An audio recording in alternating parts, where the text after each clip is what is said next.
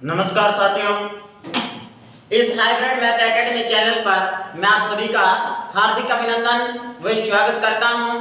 आशा और उम्मीद करता हूं कि आप सभी सकुशल सहमंगल होंगे और आपकी तैयारी ठीक ठाक से चल रही होगी। तो देखिए दोस्तों, मैं कल की क्लास में लेकर आया था इतिहास का एक शासक जिसका नाम था राहुल रतन सिंह, और आज मैं राजस्थान के आर्ट एंड कल्चर में यानी कला संस्कृति का एक टॉपिक है जिसका नाम है दुर्ग। और ये जो दुर्ग है, फोर्ट है राजस्थान के, ये एक महत्वपूर्ण है दोस्तों, जिसमें राजस्थान पुलिस के लिए तो विशेष तौर पर। तो देखिए दोस्तों, यहाँ से एक न एक क्वेश्चन प्रत्येक एग्जाम में दुर्गों से संबंधित पूछा जाता है। तो आज मैं आपके लिए इसी आशा और उम्मीद के साथ में एक दुर्ग के बारे में बात करने वाला हूँ जिसका नाम है चित्तौड़गढ़। बताइए कौन सा दुर्ग है? चित्तौड़गढ़। तो मैं इस चित्तौड़ दुर्ग की बात करने वाला हूँ आज। तो आज की शाम सिर्फ आपके नाम। तो इसी के साथ में हमारे साथ में जुड़ेगा और देखिए हम इस दुर्ग की बात करते हैं और इसके बारे में जानते हैं दोस्तों। पहली चीज, अगर मैं बात करूं दोस्तों कि ये जो चित्तौड़गढ़ का दुर्ग है, मतलब कि ये जो चित्तौड़गढ़ का दुर्ग है आखिर ये कहाँ है और इसका निर्माण किसके द्वारा करवाया गया, तो पहली चीज मैं इसकी बात करता हूं दोस्तों। तो हमारा ये जो चित्तौड़गढ़ का दुर्ग है दोस्तों, ये चित्तौड़गढ़ का दुर्ग है चित्तौड़गढ़ में। बताइए कहाँ है? चित्तौड़गढ़ में, यानी चित्तौड़गढ़ जिले में है दोस्तों। चित्तौड़गढ़ जिले में हमारा कौन सा दुर्ग है? तो हमारा है दोस्तों चित्तौड़गढ़ का दुर्ग। अगर मैं बात करूं कि ये जो चित्तौड़गढ़ दुर्ग है ये किस पहाड़ी पर बना हुआ है, तो देखिए यहाँ पर एक पहाड़ियां पड़ती है दोस्तों। अगर मैं बात करूं तो इस प्रकार की पहाड़ियां, और इन पहाड़ियों को कहा जाता है चित्रकूट की पहाड़ियां। बताइए कौन सी पहाड़ियां? तो ये पहाड़ियां हैं दोस्तों चित्रकूट की पहाड़ियां। और ये जो चित्रकूट की पहाड़ियां हैं और ये जो चित्रकूट की पहाड़ियां दोस्तों, ये चित्रकूट की पहाड़ियां एक पठार पर स्थित हैं। और वो जो पठार हैं, यानी मतलब कि अगर मैं बात करूं तो ये जो चित्रकूट की पहाड़ियां हैं, इन चित्रकूट की पहाड़ियों के ऊपर एक पठार बना है दोस्तों। और उस पठार का नाम है जिसे हम बोलते हैं कौन सा पठार? मैशा का पठार। बताइए कौन सा? मैशा का पठार। यानी जो मैशा का पठार है, इस मैशा का पठार के ऊपर अपना कौन सा दुर्ग स्थित है दोस्तों? तो हमारा जो दुर्ग स्थित है वह दुर्ग स्थित है दोस्तों जिसका नाम है चित्तौड़गढ़ का दुर्ग। बताइए कौन सा दुर्ग है? चित्तौड़गढ़ दुर्ग। यानी हमारा जो चित्तौड़गढ़ का दुर्ग है दोस्तों, ये चित्तौड़गढ़ का दुर्ग मैशा का पठार यानी चित्रकूट पहाड़ियों के ऊपर, और इसके ऊपर कौन सा दुर्ग स्थित है? चित्तौड़गढ़ का दुर्ग। अगर मैं बात करूं दोस्तों कि इस चित्तौड़गढ़ दुर्ग के यानी मैशा का पठार चित्रकूट पहाड़ियों से लेकर इसकी यहाँ तक की जो ऊंचाई है वह कितनी है, तो अगर मैं इसकी ऊंचाई की बात करूं दोस्तों तो इसकी जो ऊंचाई है वह है 1850 फीट है। बताइए कितनी ऊंचाई है इसकी? तो इसकी ऊंचाई है 1850 फीट। ये चित्रकूट पहाड़ी मैशा का पठार और इसकी आखिरी ऊंचाई है चित्तौड़गढ़ दुर्ग की। अगर मैं बात करूं कि यहां से लेकर यहां तक इसकी जो ऊंचाई मानी गई है वह ऊंचाई मानी गई है दोस्तों, अगर मैं बात करूं तो 8 मीटर। बताइए कितनी है? 8 मीटर। लेकिन इनको वर्तमान समय में बताया गया है कि 8 किलोमीटर है ये लंबा। बताओ कितना है? 8 किलोमीटर। और ये 2 किलोमीटर चौड़ा है। बताइए कितना? 2 किलोमीटर चौड़ा है। अगर मैं इसके कुल क्षेत्रफल की बात करूं तो इसका जो क्षेत्रफल माना गया है वह माना गया दोस्तों 27.5 किलोमीटर स्क्वायर। इतने क्षेत्रफल पर हमारा कौन सा दुर्ग फैला हुआ है? तो ये फैला हमारा दोस्तों चित्तौड़गढ़ का दुर्ग। यानी इस चित्तौड़गढ़ दुर्ग की यानी समुद्र तल से इसकी जो ऊंचाई है वह कितनी है? तो 1850 फीट। और इस मैशा के पठार चित्रकूट पहाड़ी से यहाँ किसकी ऊंचाई है वह कितनी है? 8 किलोमीटर। और इसकी जो चौड़ाई है वह कितनी है? 2 किलोमीटर। अगर मैं बात करूं तो इसका टोटल चित्तौड़गढ़ क्षेत्रफल है वह कितना है 27.5 किलोमीटर है। अगर मैं बात करूं कि आखिर ये जो चित्तौड़गढ़ दुर्ग है इसकी आकृति कैसी है, यानी इस दुर्ग की आकृति कैसी है, कई बार पूछ लिया गया दोस्तों ये क्वेश्चन। यानी इसकी जो आकृति है दोस्तों वह है व्हेल मछली के समान। बताइए कैसी है, व्हेल मछली के समान, व्हेल मछली के समान। यानी चित्तौड़गढ़ दुर्ग की जो आकृति है दोस्तों वह आकृति कैसी है, तो वह आकृति है एक व्हेल मछली के समान इस चित्तौड़गढ़ दुर्ग की आकृति है। इसके अलावा अगर मैं बात करूं कि ये जो चित्तौड़गढ़ दुर्ग है दोस्तों आखिर इसका निर्माण किसने करवाया, तो अगर मैं बात करूं दोस्तों तो इसका जो निर्माण है वह निर्माण हुआ दोस्तों इसका 7वीं शताब्दी में। बताइए कब हुआ, 7वीं शताब्दी के लगभग इसका निर्माण करवाया जाता है चित्रकूट की पहाड़ियों के ऊपर, और किनके द्वारा, तो चित्रांगद मौर्य के द्वारा।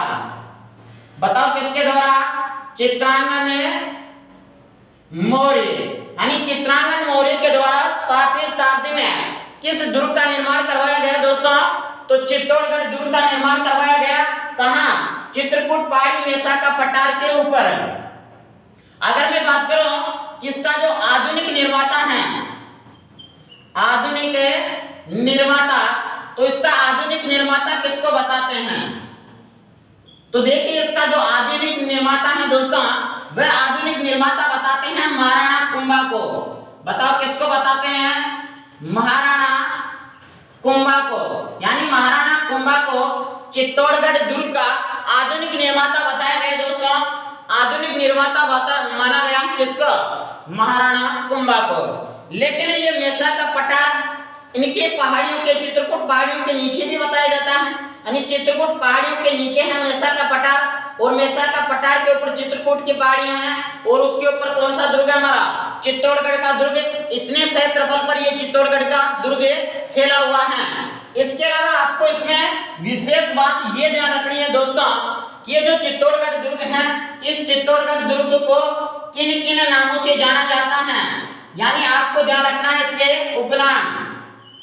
बताइए क्या ध्यान रखना है दोस्तों, उपनाम। मतलब कि जो चित्तौड़गढ़ दुर्ग है इस चित्तौड़गढ़ दुर्ग को क्या क्या कहते हैं, तो देखिए इसके कार्यशैली और विशेषता के आधार पर इस चित्तौड़गढ़ दुर्ग को अनेक नामों से जाना जाता है।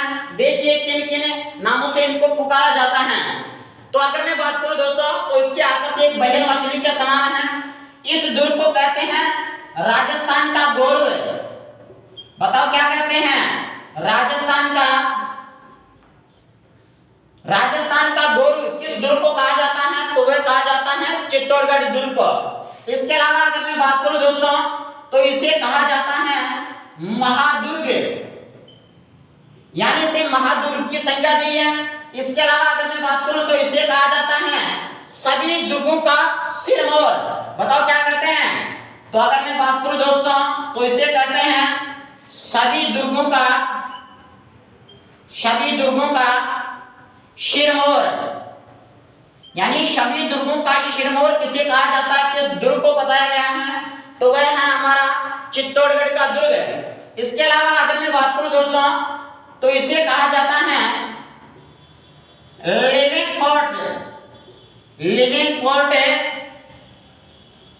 लिविंग फोर्ट फर्स्ट के नाम से जाना जाता है। मतलब कि स्थानीय निवासी के आधार पर इसको प्रथम स्थान दिया गया है किस दुर्ग को, चित्तौड़गढ़ दुर्ग को, इसलिए इसे लिविंग फोर्ट फर्स्ट के नाम से पुकारा जाता है। ऐसा हमारा जो लिविंग फोर्ट सेकंड है वह है जैसलमेर का दुर्ग। बताइए कौन सा दुर्ग है, जैसलमेर दुर्ग।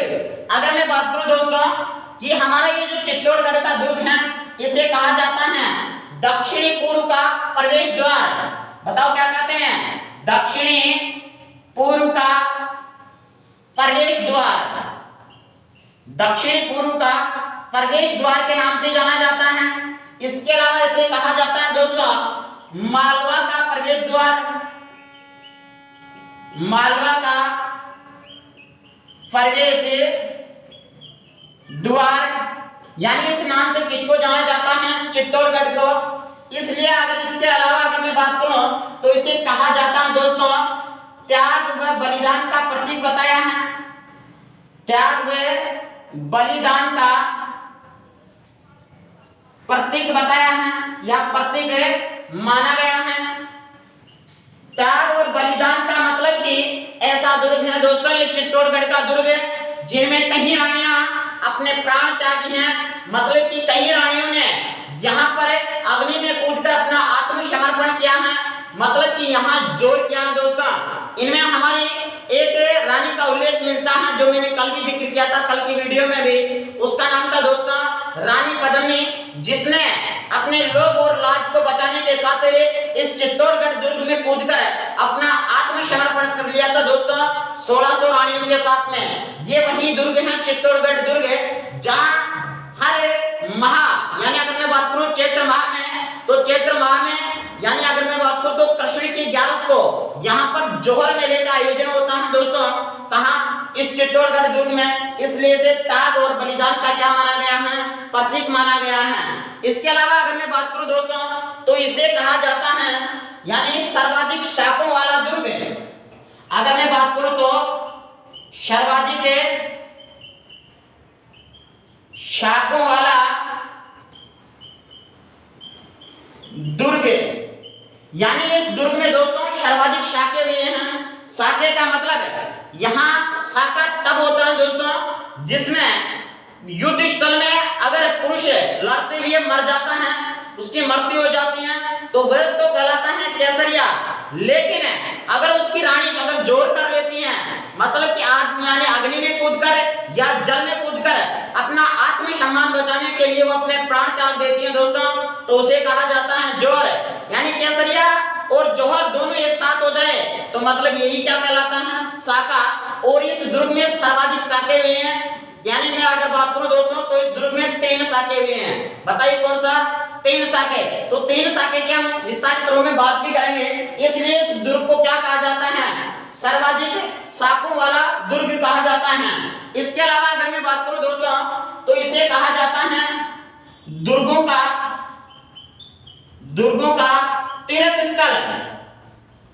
तीर्थ स्थल यानी दुर्गों का तीर्थ स्थल, इस नाम से भी इस दुर्ग को जाना जाता है दोस्तों।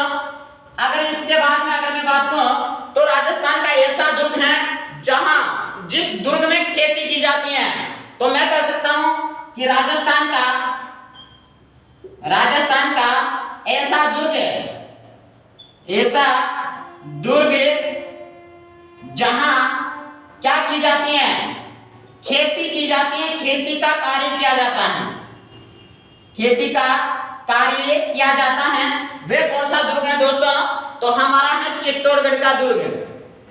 तो इस चित्तौड़गढ़ दुर्ग में हमने क्या पढ़ा है दोस्तों कि मतलब कि चित्तौड़गढ़ का दुर्ग है मैसा का पठार के ऊपर चित्रकूट की पहाड़ियां, और चित्रकूट की पहाड़ियों के ऊपर हमारा कौन सा दुर्ग स्थित है?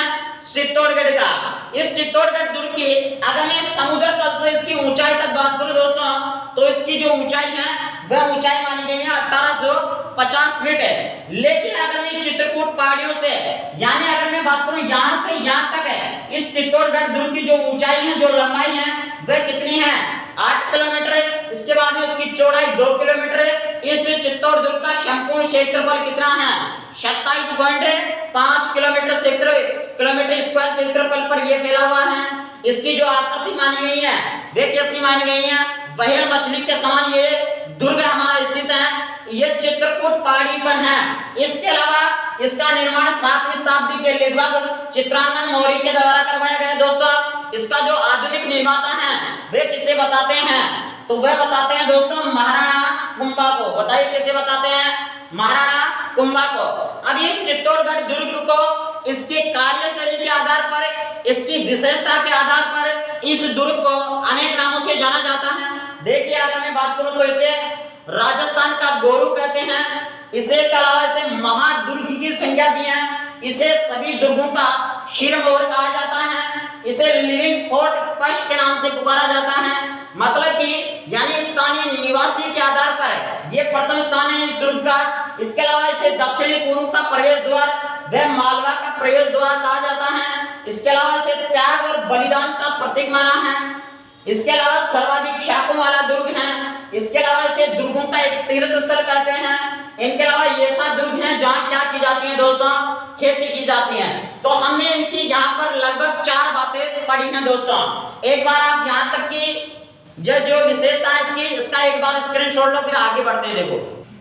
देखिए दोस्तों, इसके बारे में अब हम आगे की बात करते हैं चित्तौड़गढ़ दुर्ग के बारे में। तो अगर मैं बात करूं दोस्तों कि ये जो चित्तौड़गढ़ दुर्ग है, आखिर ये चित्तौड़गढ़ दुर्गों की कौन सी श्रेणी में आता है, तो मैं बता दूं आपको, इस बात से भी अवगत करा दूं कि ये हमारा जो चित्तौड़गढ़ का दुर्ग है, ये दानवन दुर्ग की श्रेणी को छोड़कर अत्यंत जो शुक्र नीति के अनुसार जो 9 प्रकार की श्रेणियां ना, उनमें से दानवन दुर्ग की श्रेणी को छोड़कर तमाम दुर्गों की श्रेणी में कौन सा दुर्ग आता है हमारा, तो चित्तौड़गढ़ का दुर्ग आता है दोस्तों। इसके बारे में कहते हैं कि गढ़ तो चित्तौड़गढ़ बाकी सब गढ़ैया, यानी गढ़ तो चित्तौड़गढ़ बाकी सब गढ़ैया, मतलब कि इसकी विशेषता के आधार पर इसको ऐसा बताते हैं दोस्तों। इसके अलावा अगर मैं बात करूं दोस्तों कि हमारा ये जो दुर्ग है चित्तौड़गढ़ का दुर्ग, ये जल दुर्ग की श्रेणी में भी आता है, क्योंकि ये गंभीरी व बेड़च नदी के संगम पर स्थित है हमारा दुर्ग। बताइए कौन सा दुर्ग है, चित्तौड़गढ़ का दुर्ग है।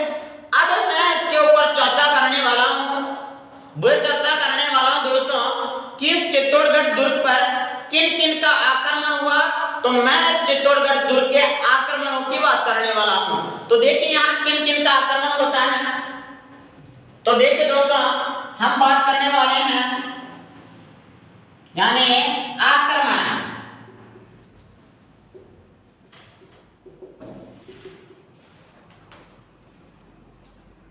देखिए अगर मैं बात करूं तो हम किसकी बात करने वाले हैं दोस्तों, तो आक्रमण की बात करने वाले हैं कि मतलब कि इस चित्तौड़गढ़ दुर्ग पर किन किन के आक्रमण हुए दोस्तों। तो देखिए हमारा ये जो चित्तौड़गढ़ का दुर्ग है दोस्तों,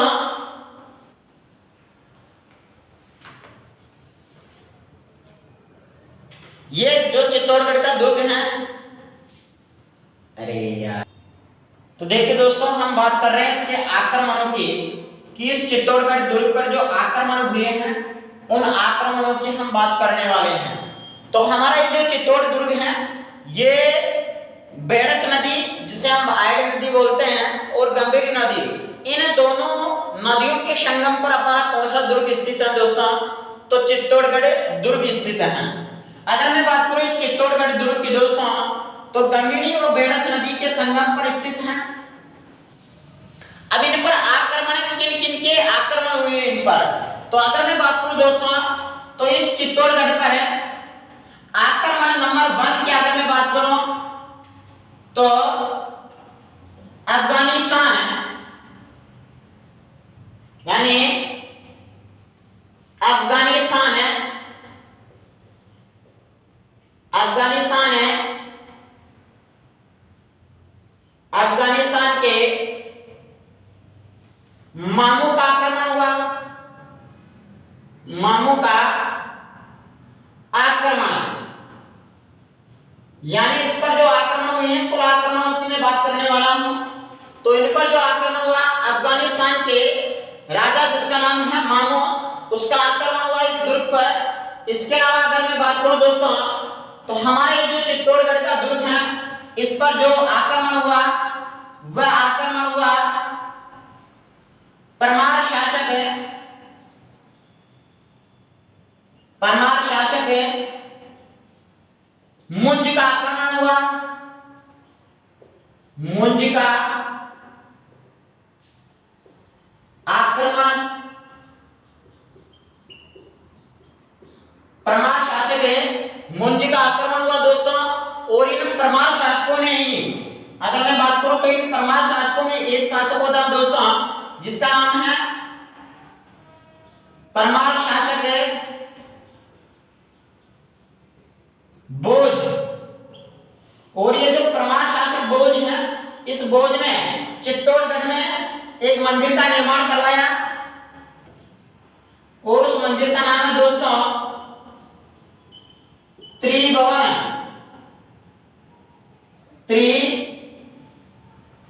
त्रिभुवन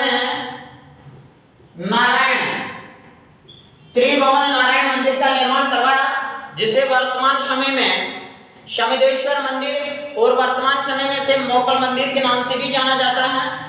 इसके अलावा अगर मैं इसके आक्रमणों की बात करूं दोस्तों, तो आक्रमण नंबर 3, तो सिद्ध राजा यानी चालुक्य शासक जय सिंह सिद्धराज ने भी इसके ऊपर आक्रमण किया दोस्तों। तो अगर मैं बात करूं तो चालुक्य शासक जय सिंह सिद्धराज का आक्रमण,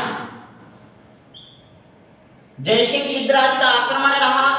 इसके अलावा अगर मैं बात करूं चित्तौड़गढ़ दुर्ग पर, तो नाडोल के कीर्तिपाल चौहान का आक्रमण रहा।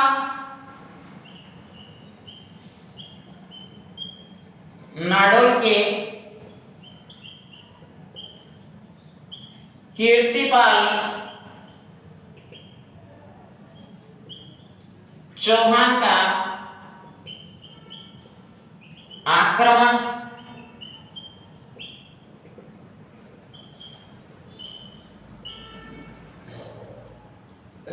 इसके अलावा अगर मैं बात करूं दोस्तों, तो ये जो चित्तौड़गढ़ दुर्ग है, इस चित्तौड़गढ़ दुर्ग पर फिर आक्रमण होता है, आक्रमण नंबर 5। और जो आक्रमण नंबर 5 हुआ दोस्तों, वह हुआ बप्पा राउल का। यानी अगर मैं बात करूं दोस्तों, तो 734 ईस्वी में लगभग अगर मैं बात करूं तो 8वीं शताब्दी में, यानी 8वीं शताब्दी में इसके ऊपर जो आक्रमण होता है, वह आक्रमण होता है बप्पा राउल का। और बप्पा राउल ने 734 पर इस दुर्ग पर आक्रमण किया दोस्तों। और ये जो आक्रमण किया, यानी अगर मैं बात करूं तो आक्रमण, और इस आक्रमण के तहत इसने यहां मान मोरी को परास्त करके, मान मोरी को परास्त करके इस चित्तौड़ दुर्ग पर इसने क्या कर लिया दोस्तों, बप्पा राव ने अपना अधिकार, बताओ क्या कर लिया, अधिकार। तो इस प्रकार से बप्पा राव का इस चित्तौड़ दुर्ग पर क्या हो जाता है दोस्तों, अधिकार हो जाता है। कि मतलब कि अगर मैं बात करूं तो इस चित्तौड़ दुर्ग पर हम आक्रमणों की बात कर रहे हैं। ये दो नदियों के संगम पर स्थित दुर्ग है। यहाँ पर जो आक्रमण हुआ, अफगानिस्तान के शासक मामू का आक्रमण होता है इसके ऊपर प्रथम बार। इसके अलावा परमार शासक मुंजी का आक्रमण हुआ, और परमार शासक भोज ने यहाँ त्रिभुवन नारायण मंदिर का निर्माण करवाया, जिसे शमिदेश्वर मंदिर है, और मोकल ने इसका जीर्णोद्धार करवाया, इसलिए इसे मोकल मंदिर के नाम से जानते हैं। इसके बाद में चालुक्य शासक जय सिंह सिद्धराज का इसके ऊपर आक्रमण होता है। नाडोल की कीर्तिपाल चौहान का आक्रमण होता है। अंत में इसके ऊपर 734 8वीं शताब्दी में बप्पा राव ने आक्रमण किया और मालमोरी को परास्त कर यहाँ पर अपना क्या कर लिया दोस्तों, अधिकार स्थापित कर लिया। इस प्रकार से चित्तौड़गढ़ दुर्ग पर ये क्या हुए दोस्तों, आक्रमण हुए। एक बार आप इन आक्रमणों को गौर से देखना और यहाँ तक का स्क्रीनशॉट ले, फिर आगे बढ़ते हैं। तो दोस्तों आज हमने इस वीडियो में, यानी इस लगभग 22-23 मिनट की क्लास में हमने इस चित्तौड़ दुर्ग के बारे में एक विशेषता के ऊपर जिक्र किया है, और मतलब कि इस चित्तौड़ दुर्ग की विशेषता और इस पर किन्हीं आक्रमणकारियों के आक्रमण हुए हैं उसके ऊपर हमने चर्चा की है। मैं आशा और उम्मीद करता हूं कि यहाँ तक की बात आपको समझ में आई होगी। मैं कल इसी चित्तौड़गढ़ दुर्ग को आगे लेकर जाऊंगा, और कल इस चित्तौड़गढ़ दुर्ग में हम यहाँ क्या क्या इमारतें हैं, कितने साके हुए हैं, इसके कितने दरवाजे हैं, सारी विशेषताओं की मैं आगे कल के वीडियो में बात करने वाला हूं। कल के वीडियो में हमारा ये चित्तौड़ दुर्ग संपूर्ण रूप से मैं पूरा करवा दूंगा। तो एक बार इस वीडियो को ज्यादा से ज्यादा शेयर करिए अपने दोस्तों के साथ में, और मैं आशा और उम्मीद करता हूं कि मैं आपके साथ में एक अच्छा सा और एक बेहतरीन मैटर लेकर आऊंगा। और इसी के साथ में मैं आज की इस क्लास का विराम चाहता हूं। जय हिंद, जय भारत, धन्यवाद।